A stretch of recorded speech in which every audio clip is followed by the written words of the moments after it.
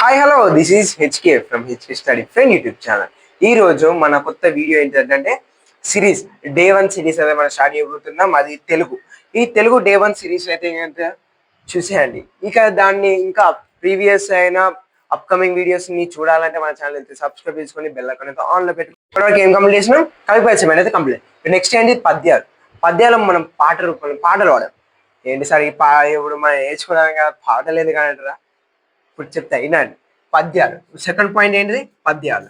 ఈ పద్యాలను మనం పద్య రూపంగా చదివితే, అంటే మనం అక్షరాల రూపంగా చదివితే మనకు బోర్ కొడుతూ ఉంటుంది, అసలు చదవబుద్ధి కాదు. ఓకేనా? మనం పాట రూపంలో నేర్చుకుందాం. ఓకేనా? ఫస్ట్ పద్యం ఏంటంటే కులమున్ రాజ్యమున్ దేశమున్ నిలుపు మీకు జుండు విశ్వంబరుండల తింబోడు త్రివిక్రమ స్ఫురణవాడై నిండు బ్రహ్మాండమున్గలడే మాన్పను కండు నా పలుకులాకర్నింపు వలది ధానమూగీనము బనుపుమా భర్నిన్ వదాన్యోత్తమ. అంటే ఇప్పుడు మనం ఏం చేద్దామంటే ఒక పద్యం నేర్చుకోవాలంటే టిప్స్ ఆల్రెడీ మన ప్రీవియస్ వీడియోలో డిస్కస్ చేసినాం. దాని అయితే చూసేయండి. ఒక పద్యం ఎట్లా నేర్చుకోవాలంటే అంటే ఒక యాక్షన్, ఒక సాంగ్ రెండు కలిపి నేర్చుకుంటే మనకు పద్యం ఈజీగా వస్తుంది. దాంతోపాటు రాయాలి. ఆ టిప్స్ అన్ని మీకు ఇక్కడ ఎండ్లో కార్డ్స్లలో ఇచ్చాను. దాని అయితే చూసేయండి. ఇప్పుడు కులమున్ రాజ్యమున్ పద్యానికి మనం భావం నేర్చుకోవాలి. ఈ భావం ఎట్లా నేర్చుకోవాలి? దాని యొక్క పదాలను నేర్చుకున్నాం. కులమున్ అంటే కులము, కులమున్, రాజ్యమున్ రాజ్యము. ఇది చూడండి. ఓ వదాన్యోత్తమ, దాతలలో గొప్పవాడా, ఓ బలిచక్రవర్తి, నీ కులాన్ని, రాజ్యాన్ని, పరాక్రమాన్ని, తేజస్సును నిలుపుకో. ఈ పొట్టివాడు విష్ణువు, ఇతను కొంచెం మాత్రమే తీసుకొని పోయేవాడు కాదు, మిమ్మల్ని భూమండలం అంతా నశిస్తాడు, అంటే మొత్తం భూమండలం అంతా నిండిపోతాడు. కావున అద్దు, ఈ దానం చెయ్యవద్దు, దానం వద్దు, గీనం వద్దు, నేను చెప్పేది విను, ఇతడిని పంపించు. ఇప్పుడు ఒక ఎగ్జాంపుల్ డిస్కస్ చేద్దాం. ఒక ముగ్గురు ఫ్రెండ్స్ ఉన్నారు, ట్రియో. అయితే అందులో ఒక 1 నెంబర్, ఒక 2 నెంబర్ అనే ఫ్రెండ్ ఉన్నారు. ఇద్దరు ఫ్రెండ్స్ ఉన్నారు. థర్డ్ నెంబర్కు కష్టం వచ్చింది. ఓకేనా? ఈ ఇద్దరు మాట్లాడుకునే సమయంలో ఈయన వస్తాడు. వచ్చేటప్పుడు ఏమైందట అంటే ఇక్కడ ఫ్రెండ్ 1కి ఫ్రెండ్ 2 ఏమని చెప్తున్నాడట అంటే, ఆయన ఏదో కష్టాల నుండి వస్తాడు, నీ ఆస్తి తీసుకొని పోతాడు మొత్తం, నువ్వు కొంచెం ఇచ్చినావు అంటే, కాబట్టి వద్దు, ఆయనకి ఏమి చేయకు, లేవని చెప్పు డబ్బులు అని చెప్తాడు. కానీ ఇతను వినకుండా నా ఫ్రెండ్షిపే గొప్పది అనుకుంటా చెప్పి ఈయన దానం చేస్తాడు. ఓకేనా? అంటే థర్డ్ ఫ్రెండ్ సాటిస్ఫై చేస్తాడు, అంటే ఈయన మిత్రద్రోహం చేయలేదు. ఓకేనా? అంటే యాచించిన వారికి చేశాడు, దానం చేశాడు. అందుకని ఇది దానశీలం అనే పేరు వచ్చడం జరిగింది. నౌ ఇది ఇప్పటికి. నెక్స్ట్, కారే రాజులు రాజ్యముల్ గలుగవే గర్వోన్నతిం పొందరే వారేరి సిరిమూట గట్టుకొని పోవం జాలిరే భూమిపై బేరైనం గలదే శిబి ప్రముఖులం బ్రీతిన్ యశత్కాములై ఈరే కోర్కులు వారలన్ మరచిరే ఇక్కాలమున్ భార్గవా. అంటే ఇది ఏంటంటే అంటే ఒక రాజు తన యొక్క గురువుకి చెప్తాడు. ఇందులో ఏంటంటే ఒక రాజు మరియు తన యొక్క గురువు శుక్రునికి ఇద్దరి సంభాషణ ఇది. ఓకేనా? ఇది ఏంటంటే నేనేమని చెప్తాడు ఈ వీడియోలో అంటే, ఇప్పుడు ఈ పద్యం అదే ఏం చెప్తాను అనేది చెప్తాను. అంటే పూర్వం రాజులు ఉన్నారు కదా, వారికి రాజ్యాలు ఉన్నాయి కదా, వారు దానాలు వేయలేదు, కానీ వాళ్ళంతా పైసలు కట్టుకొని వేయలు. కానీ వారి పేరైనా ఇప్పటి వరకు ఎవరైనా తలుచుకుంటున్నారా? లేదు కదా. కానీ అడిగిన వారికి దానం చేయడమే కదా మంచిది అనుకుంటా ఆయనే మంచి వాక్కులని పలుకుతున్నాడు. ఇప్పుడు దీని యొక్క తాత్పర్యం ఒకసారి డిస్కస్ చేద్దాం.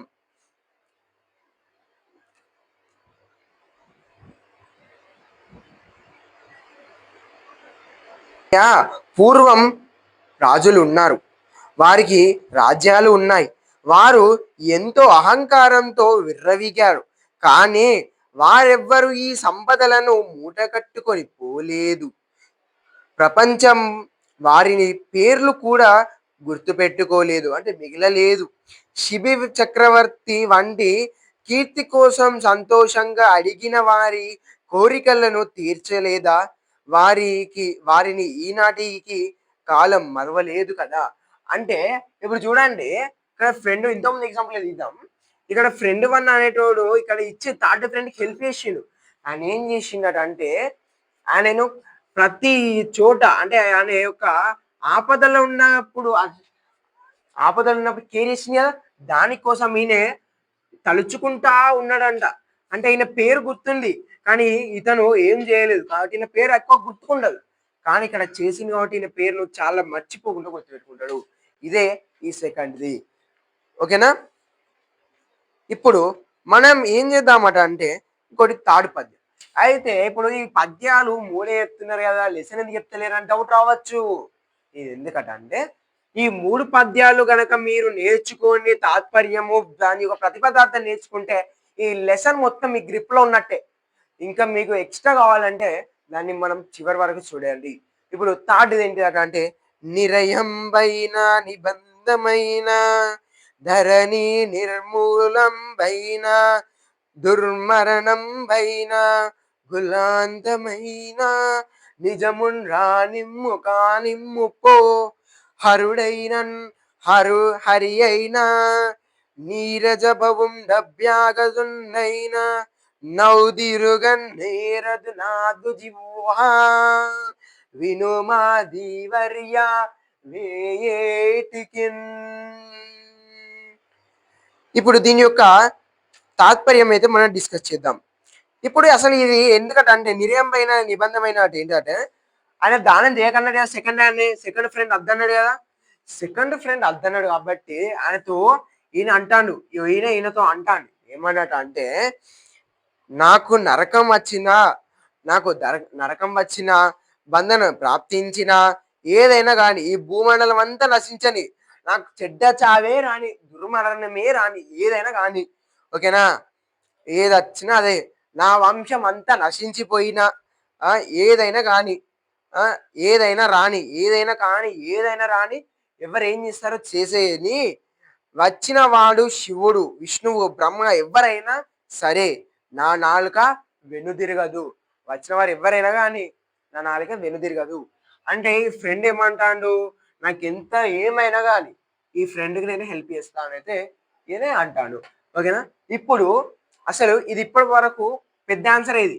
ఓకేనా? మనకు కులమున్ రాజ్యమున్ కార్యరాజులు నిరయంబై ఈ 3 నేర్చుకుని దాని యొక్క ప్రతిపదార్థాలు నేర్చుకుంటే ఒక పెద్ద ఆన్సర్ అయితే మనకు వచ్చినట్టే. ఇంకా మరి ఇది ఒక రాష్ట్ర సరిపోదు, సరే 3 అని అంటే సరిపోదు, ఇంకొంచెం రాద్దాం. అయితే దీంట్లోనే ఇంకా మీరు క్రియేటివిటీ చేసి కొంచెం ఎక్స్పాండ్ చేసినా మీరు చేసేయాలి. ఓకేనా? ఇప్పుడు ఇక్కడ వరకు ఉన్న చాలు, ఇక్కడ రాస్తా అంటే ఇట్లా ఈ వీడియో అయితే స్కిప్ చేసి మన ఛానల్ అయితే లైక్ చేసేయండి, సబ్స్క్రైబ్ చేసుకోండి. ఇప్పుడు మోర్ ఇన్ఫర్మేషన్ ఇప్పుడు ఏం చేద్దామంటే పెద్ద ఆన్సర్ డిస్కస్ చేద్దాం. ఈ పెద్ద ఆన్సర్ కోసం ఏం చేద్దామంటే అంటే మోర్ ఇన్ఫర్మేషన్ అయితే డిస్కస్ చేద్దాం. అయితే ఇందులో ఏమైందంటే ఈ థర్డ్ ఫ్రెండ్కి దానం ఇస్తాడు. దానం ఎందుకో అసలు మన లెసన్లో కదా ఫ్రెండ్స్ వద్ద. అయితే ఈ రాజును ఈ గురువు గుర్తు అంటే మాట్లాడుకునేటప్పుడు ఒక వామనుడు వచ్చి తనకు ఒక 3 అడుగుల నేలను అడుగుతాడు. అడిగితే ఈయన అద్దంటాడు, ఎవరు గురువు అద్దంటాడు. గురువు అద్దనడంతో నేను ఇస్తా అని మన 3 పద్యాలలో డిస్కస్ చేశాం కదా. అయితే ఇప్పుడు ఈ వామనుడు వచ్చి ఏమంటున్నాడంటే ఈ రాజును అడుగుతాడు. అడగడంతోనే ఆయన నిర్దేశంగా అంటే ఏం అనకుండా ఏం వేయకుండా కూడా అతనికి ఈ వామనుడికి ఈ 3 అడుగుల నేలని ఇచ్చాడు. అతనికి తెలుసు చనిపోతాడని, అయినా కూడా ఇస్తాడు. అయితే ఇంకోటి ఏంటంటే ఈయన ఏం చేస్తాడు, తన యొక్క భార్యను ఈ రాజు ఏం చేస్తాడట అంటే తన యొక్క భార్య పేరు ఏంటట అంటే వింధ్యావళి. ఈ వింధ్యావళిని పిలిచి ఏమంటాడు అంటే కలశం తీసుకొని ఆ యొక్క తాంబూలం తీసుకొని రా, అందులో నీళ్లు తీసుకొని రా అని చెప్పడంతో ఆ వింధ్యావళి ఏం చేస్తారంటే అది ఏవైతే చెప్పాడో అవన్నీ తీసుకొని వచ్చి వామని యొక్క కాళ్ళు కడిగి దాన్ని నెత్తిన సంప్రోక్షణ తీసుకొని వీరు ఎవరు రాజు రాజు ఏం చేస్తాడు 3 అడుగుల నేలను ఇచ్చేస్తాడు. దాన్ని చూసిన అందరూ ఈ బలి చక్రవర్తి యొక్క సైనికులు అందరూ ఈ 4 దిక్కులు పంచభూతాలు అన్ని కూడా బలిని చూసి బలి బలి అని అరవడంతో ఈ నేను సంతోషించి ఈ వామనుడు తను చనిపోతాడు. అయితే అసలు ఈ వామనుడు ఎందుకు చంపాలనుకుంటాడు బలిని? డౌట్ వచ్చే ఉంటది కదా. ఎందుకంటే ఆయన కొన్ని దేవతలు ఉంటారు కదా, దేవతలను దగ్గరికి వెళ్ళి వేరే వేరేది చేయడం జరుగుతుంది. దానివల్ల వారందరూ వెళ్ళి ఈ యొక్క వామను అంటే ఈ విష్ణువు దగ్గరికి వెళ్ళి మమ్మల్ని రక్షించండి దేవా అని అడిగితే అప్పుడు ఈ వామనుడు అంటే ఆ విష్ణువు ఈ పొట్టివాణిలాగా వచ్చి ఈయనకు అందరికీ షేర్ చేస్తాడు. అయినా కూడా ఆయన ఏం చేస్తాడు, నేను మాట తప్పలేదు, దానం చేశాడు. ఇదే ఈ యొక్క లెసన్. ఓకేనా? ఈ లెసన్ నుంచి ఏమేమి క్వశ్చన్ వస్తాయి? దానం గురించి చెప్పండి, కవి పరిచయం వస్తుంది, ఇయే 2 క్వశ్చన్లు ఎక్కువ అడుగుతుంటాడు, ఇయే రాస్తే సరిపోతుంది. ఓకేనా? ఇది ఇప్పటివరకు ఉన్న video. Thanks for watching this video. Stay tune until new video has come.